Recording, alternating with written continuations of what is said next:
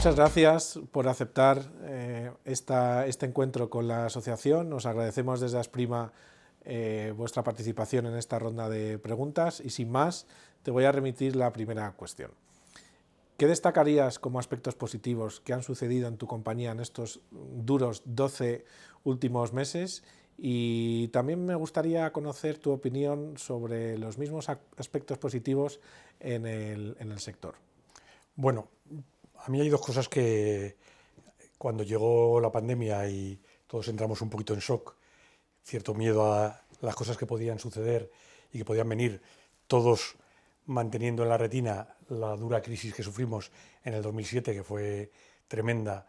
y que devastó prácticamente todo el sector nuestro. La primera impresión es si nos iba a venir una parecida a aquella, ¿no? que fue, como he dicho, tremenda, ¿no? Y rápidamente, al pasar las primeras semanas o el primer mes y medio, ya se empezó a notar. Nosotros teníamos algunas escrituraciones para hacer justo en esas fechas, bastantes, y se empezó a notar que esas escrituraciones no se caían, que fue el primer indicador que tuvo la crisis del 2007. La gente acudía a escriturar, los bancos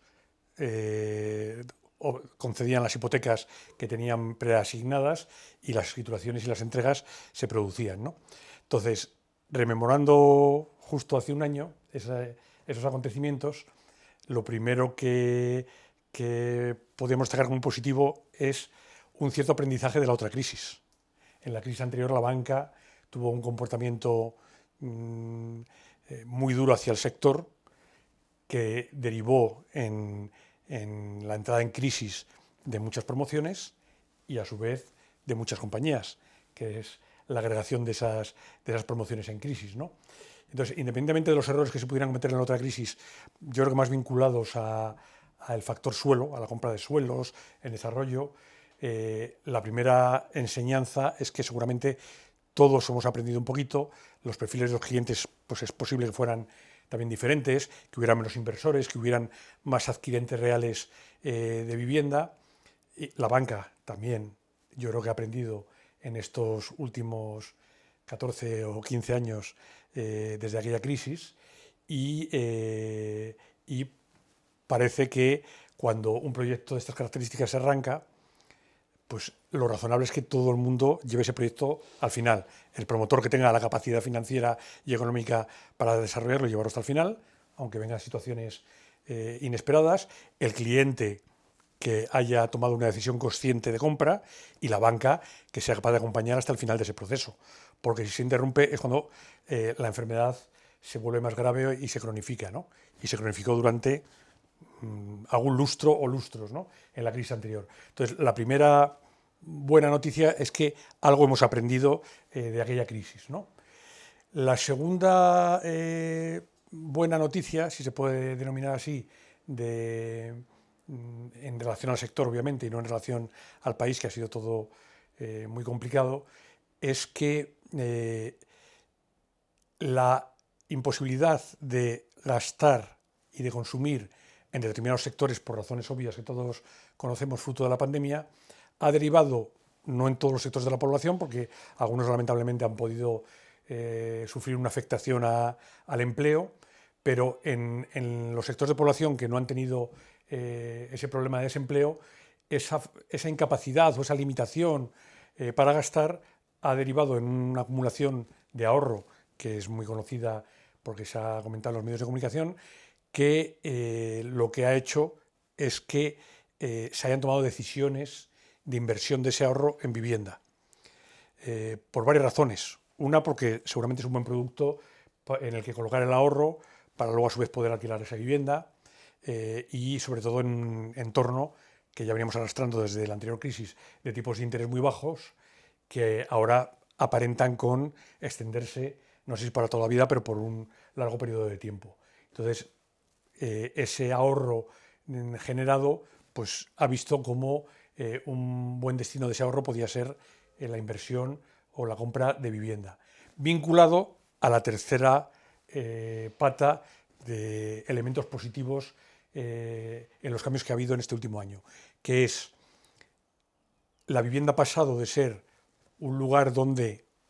colocar personas, donde dormir, donde estar de una forma muy coyuntural para cubrir unas necesidades vitales muy concretas, a ser un lugar donde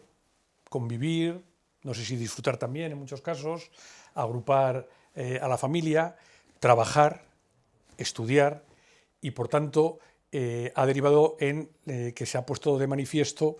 unas necesidades en las viviendas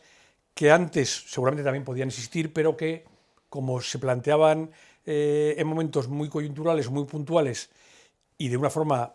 descoordinada entre los integrantes de esa unidad familiar, pues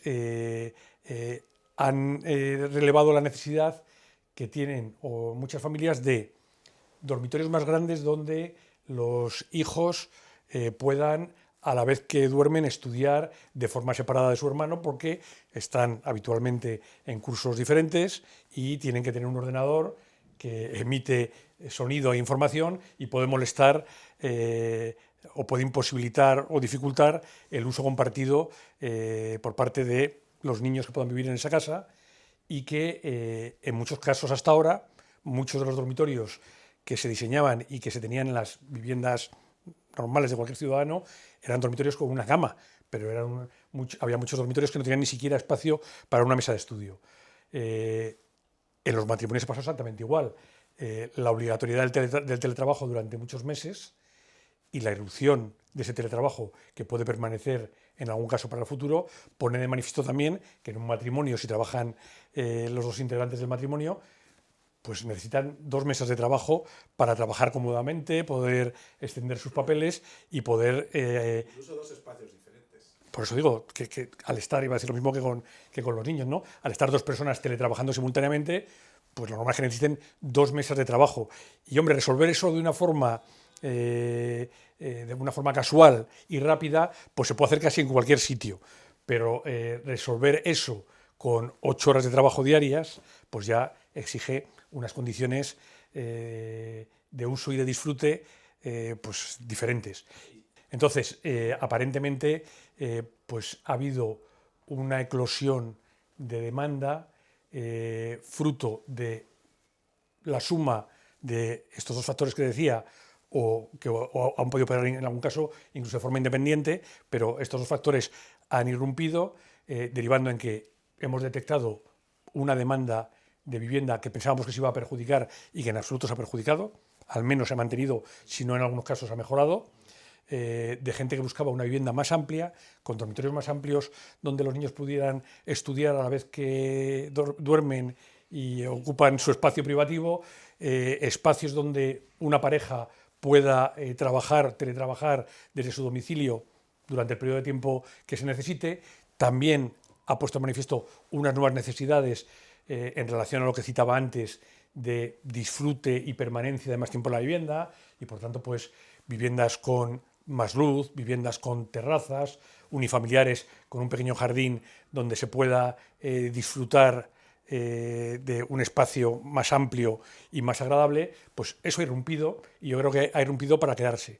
Habíamos estado durante muchos años en un diseño de vivienda casi adaptado al precio. Hay un coste por metro cuadrado, hay un precio de venta derivado de esos costes por metro cuadrado, y si en un momento dado esos costes se disparan, pues resulta que lo que hay que hacer es reducir todos los espacios para intentar que se reúna un número de dormitorios mínimo y no se supere un precio máximo. Bueno, pues yo creo que ahora derivará en viviendas seguramente con otro perfil más agradable, más habitable, que permita un mayor disfrute de la permanencia en ellas, y cuando se puedan adquirir, pues se adquirirán, cuando no se alquilarán, pero el diseño seguramente sea más espacioso y más razonable de lo que se ha vivido en algunos casos. La segunda cuestión es sobre innovación. Se habla mucho de este término, pero me gustaría conocer con más detalle qué estáis haciendo vosotros en innovación, y también cómo crees que va a marcar la innovación el devenir del conjunto del sector. Yo creo que se ha acrecentado lo que ya veníamos viendo de conexión digital con los clientes. En el periodo de confinamiento hubo un incremento tremendo de tráfico, de visitas, de peticiones de información.